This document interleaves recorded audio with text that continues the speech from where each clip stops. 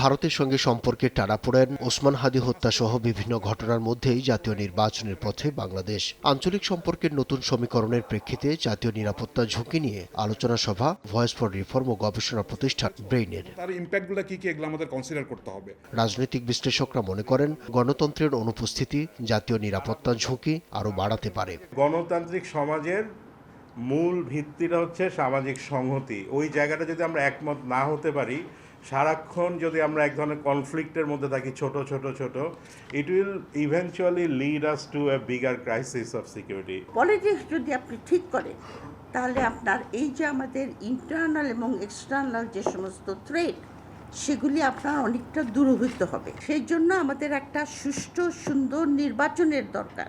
Unfortunately আমরা যেটা দেখছি যে এই নির্বাচনটা হয়তো যে জাতীয় নির্বাচন আমরা আশা করছি সেই জাতীয় নির্বাচন হয়তো নাও হতে পারে। And I hope I am wrong. আমার মনে হয় বাংলাদেশ একটা ম্যানেজড নির্বাচনের দিকে যাচ্ছে।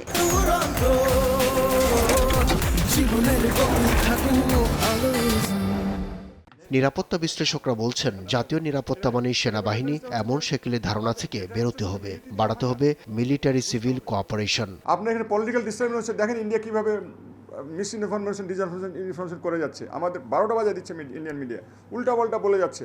এটাও কিন্তু আমাদের সিকিউরিটি থ্রেট।